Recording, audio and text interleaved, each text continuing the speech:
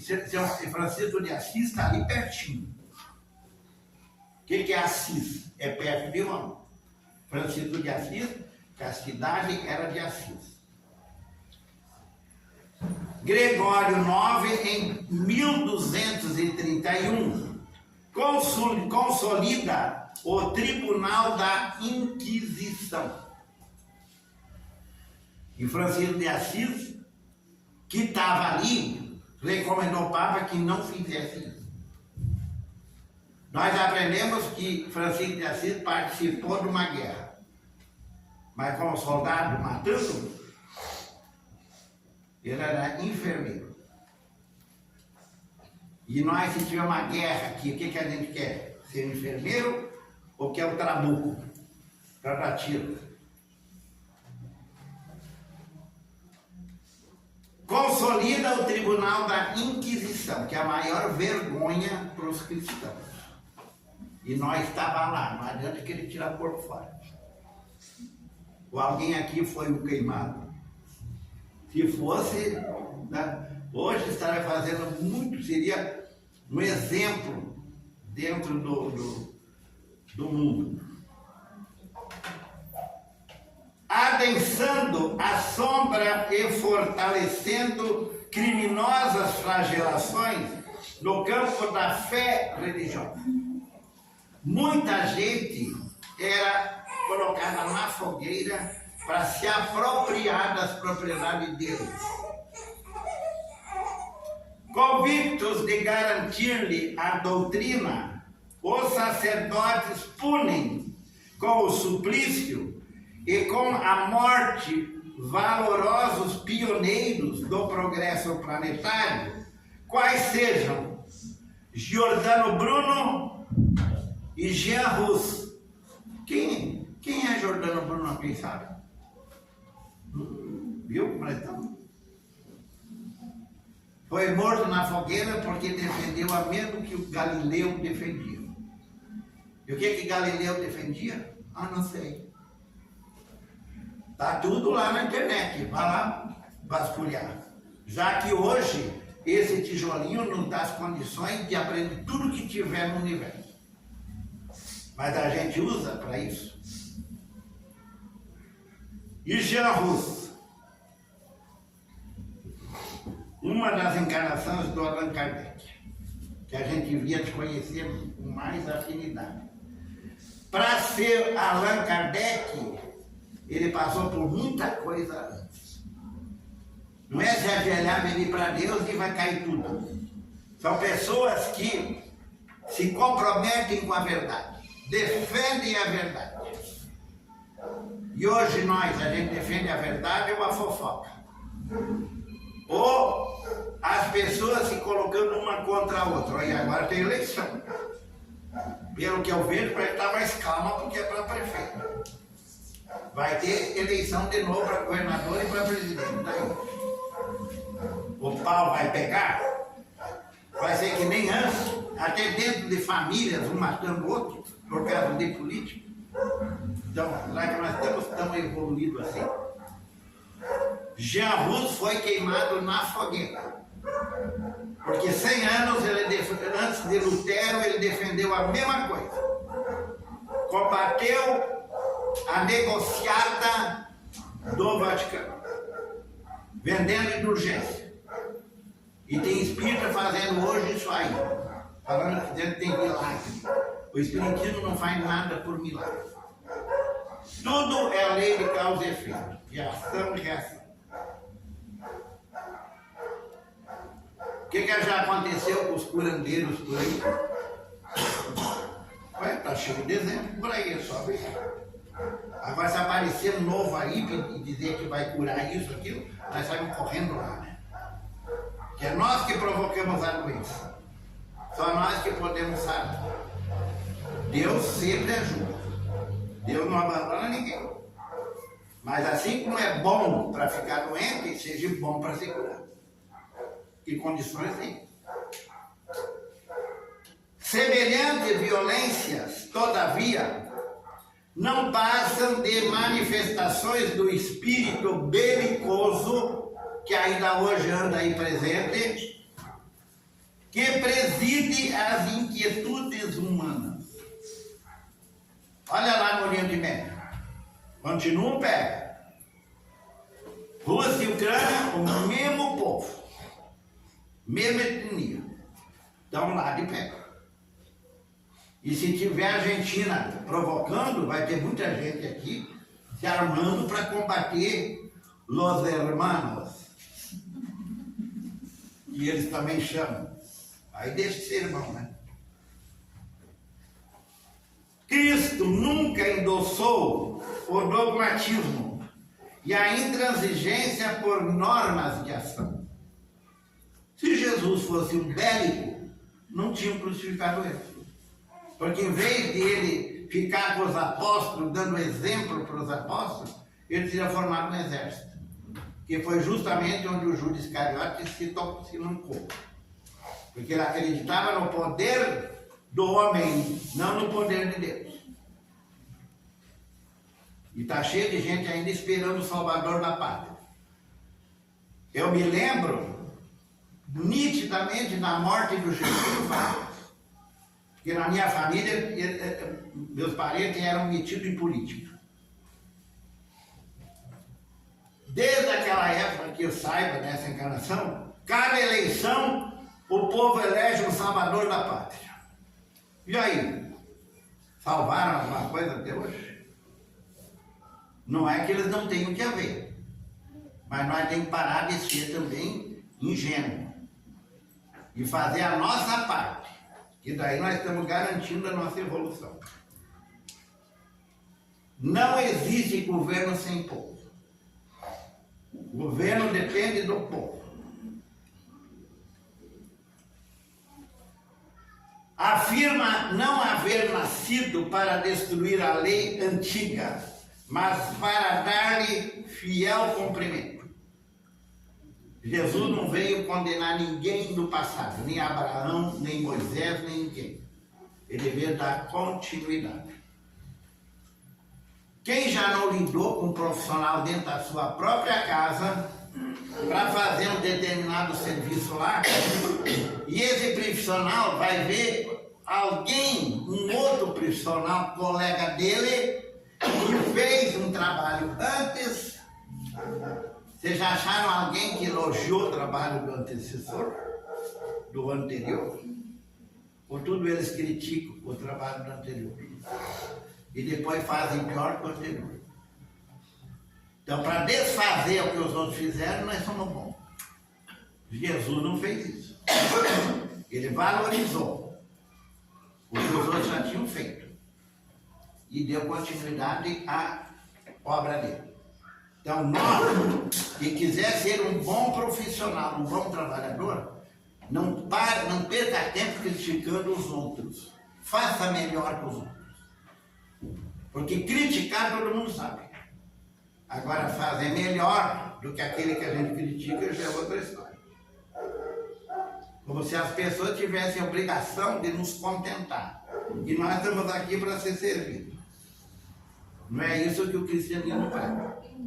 E Jesus não faz nada disso. Afirma não haver nascido para destruir a lei antiga, mas para dar-lhe fiel cumprimento. Não hostiliza, senão a perversidade deliberada. Enfrenta os poderosos assim como os humildes. Encara, conversa. Não guerreia, não condena, com o mesmo rigor que cada um de nós condena o outro, será condenado. Não critica, combate o mal, socorrendo-lhe as vítimas. Por isso que é evangelho e exclusivismo.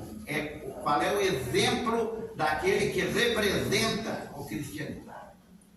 Tem muita gente que representam ideias, mas enquanto viveram aqui não foram exemplo. Dá-se a todos.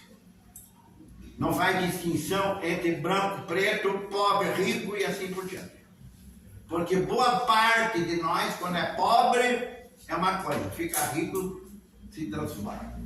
Porque são provas. Aí, os parentes pobres, porque muitas vezes levou o tempo inteiro pendurado nos parentes ricos e pisando nos parentes pobres.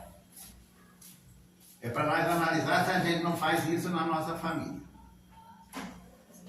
Ensina com paciência e bondade o caminho real da redenção. Tudo que ele passa, nós temos que passar.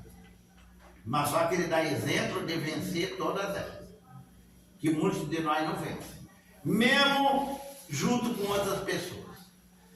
É outra questão. Eu estou com alguém para ajudar essa pessoa a evoluir, ou eu estou me encostando em alguém dizendo que amo? Pelo que a pessoa é, ou pelo serviço que ela faz? Então não é agora. É jogo de interesse.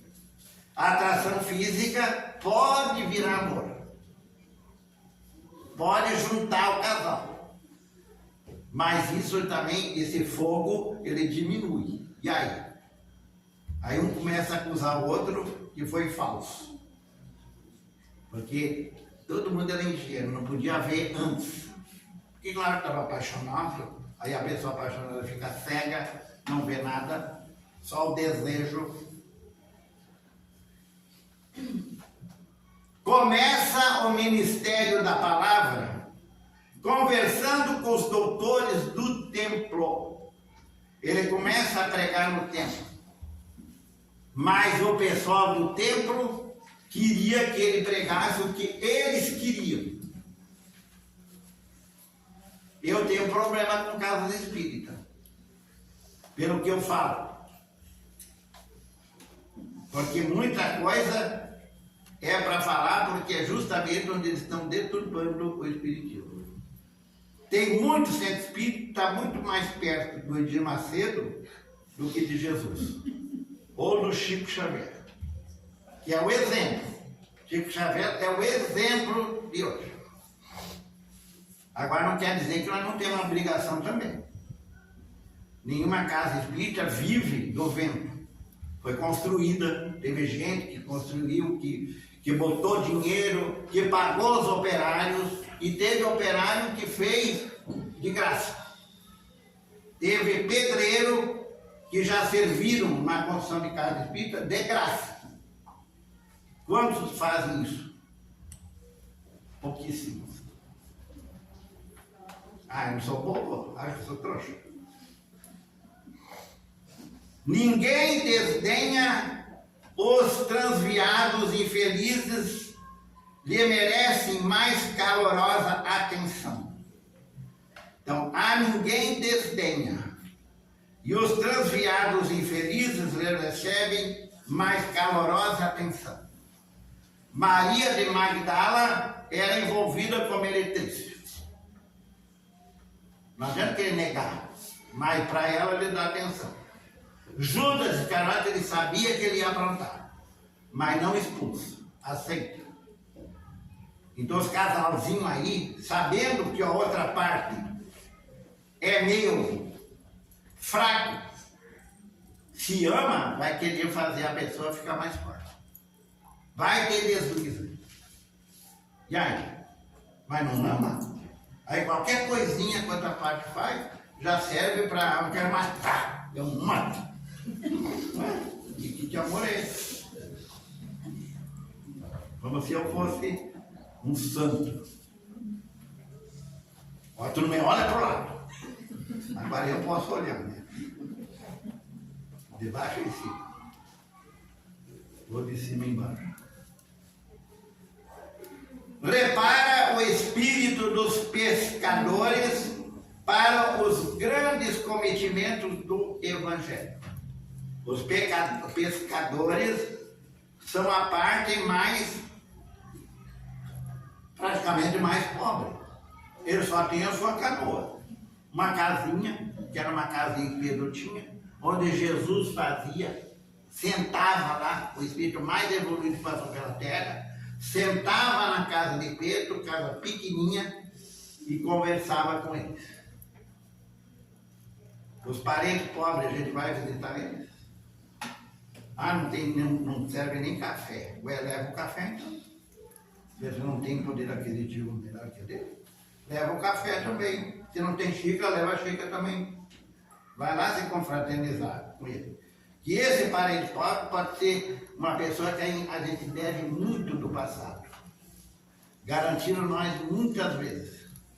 E agora a gente se nega a fazer a parte da gente. Prepara o espírito dos pescadores para os grandes cometimentos do Evangelho. Com admirável confiança e profunda bondade, sem exigir-lhes qualquer atestado de pureza racial. Os apóstolos, com tudo aquilo que eles fizeram, eles subiram muito espiritualmente. Judas Iscariote teve que reencarnar muitas e muitas vezes ainda. Hoje ele é considerado um espírito que não deve mais nada. Se recuperou, aprendeu, mas passou por muita coisa. E vocês acham que os figurão da época também não passaram? Você acha que foi fácil para o Pôncio Pilatos, que teve muitas encarnações depois? Por quê? Porque ele sabia que Jesus não devia nada. Ele mesmo disse, é um homem justo, mas lavou as mãos. O que quer dizer isso?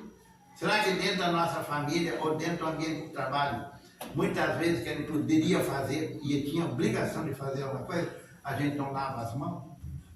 Ah, não é problema meu. Mas tudo aquilo que eu não enfrento vai vir depois.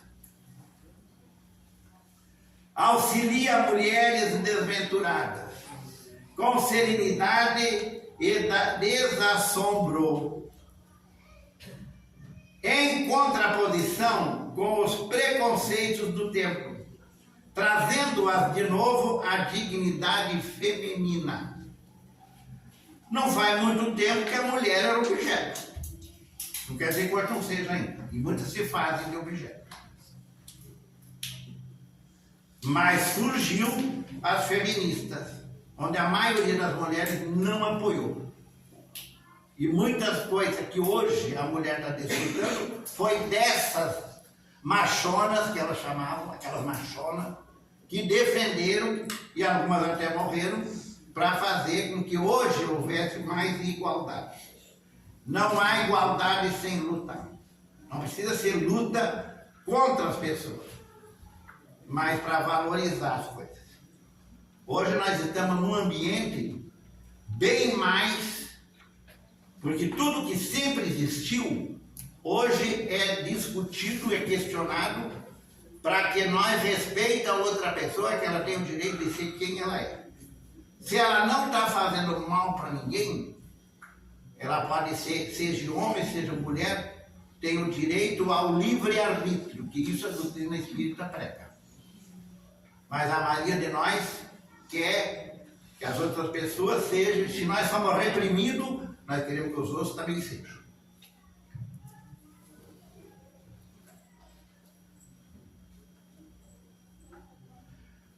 Prepara o espírito dos pescadores para os grandes cometimentos do Evangelho. Esse aqui o João. Auxilia as mulheres. Não busca títulos. Não buscou nem título. Lá já começa o papado cheio de título. Título e título. E está aí hoje como é que são as religiões. E o espiritismo não deixa, os espíritas, se for olhar bem, não vai ser a mesma coisa. Claro que tem que ter uma diretoria nas casas espíritas, porque toda a organização assim, de grupo, existe um código civil que a gente tem que ter um certo respeito. E senão tem gente que vai fiscalizar. Então por isso que tem que ter uma diretoria para representar perante esse código civil quem é que é responsável por aqui. Mas não quer dizer porque eu sou presidente que eu sou mais que os outros. Eu sou mais responsável. Então, quanto mais responsável nós for, mais a gente pode evoluir. É que nem pai e mãe. Quando os dois são responsáveis, eles passam a ser exemplo para os filhos. Quando um fica jogando para o outro, os filhos estão vendo. Não busca títulos e sim inclina-se atencioso para os corações. Não quer ser mais que os outros.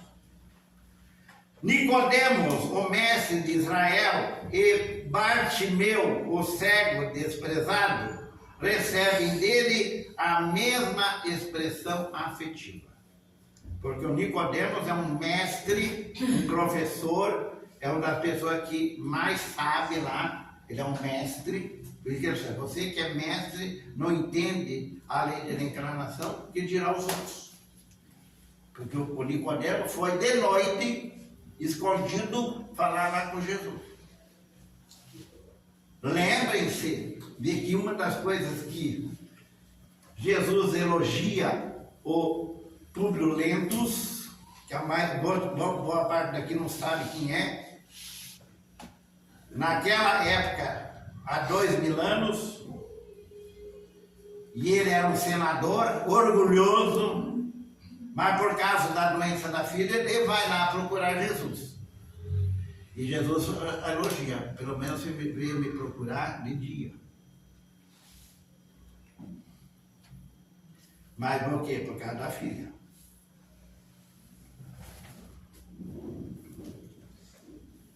Por isso que ele diz assim, quem diz Senhor, Senhor, Senhor, que vai perguntar, ué, o que você fez pelo próximo?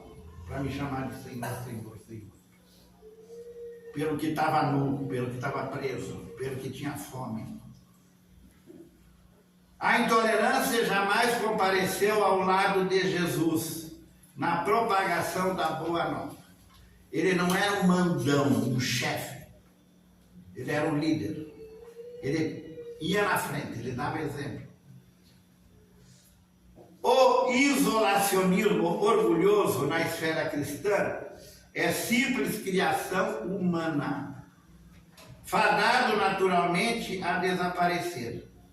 Porque na realidade nenhuma doutrina quanto o cristianismo trouxe até agora ao mundo atormentado e dividido os elos de amor e luz da verdadeira solidariedade. Então, ele fez isso. E nós estamos fazendo 2000 anos depois. Nós tudo podemos fazer o que ele fez. Porque ele dizia, quando acontecia alguma coisa que os apóstolos achavam que era um milagre, ele não dizia que a tua fé, do tamanho de um grão de mostarda, faz muita coisa. Então acredita em ti. Fé humana, fé em Deus. Acredita em Deus, mas acredita em ti também. E às vezes a gente deixa de acreditar na gente mesmo. Muito obrigado, e tudo o que foi dito, primeiro serviu para quem falou. Obrigado, Jeová. Nós temos sempre esse roteiro. E isso é falado sempre. Em qualquer lugar que se vá escutar uma doutrina, alguma coisa, e não somente no Espiritismo, você sempre vai escutar que o roteiro é o que Jesus deixou para nós. Então é nós seguir. Não tem muito o que dizer, porque aquilo que vale, não aquilo que a gente muitas das vezes inventa. Vamos fechar nossos olhos, agradecendo pelo que escutamos na noite de hoje, e agradecer também a esse grupo espiritual que aqui atua. Com certeza já trabalhou em muitos aqui esta noite. Pai, obrigado por este momento ao qual nos reunimos em Teu nome, e que possamos, sim, criar o hábito de seguir os Teus ditames, Desta forma, em agradecimento a tudo que ouvimos, nós dizemos: Pai nosso que estás no céu, santificado seja o vosso nome, venha a nós o vosso reino, e seja feita a vossa vontade, assim na terra como no céu. O pão nosso de cada dia nos dai hoje, perdoai, Senhor, as nossas ofensas, assim como nós perdoamos a quem nos tem ofendido, e não nos deixeis cair nas tentações, mas livrai-nos de todos os males, agora e sempre que assim seja. E desta forma, então, agradecemos a nossa Mãe Maria de Nazaré, ao mentor desta casa, Antônio Melo, ao mentor do nosso irmão Joá, e a Jesus, que é a ponte que nos leva ao Pai. Agradecemos a todos, pedimos que todos permaneçam nesse mesmo silêncio, porque vamos continuar com o passe a partir de então, e depois, para aqueles que querem tomar. Tem algum recado?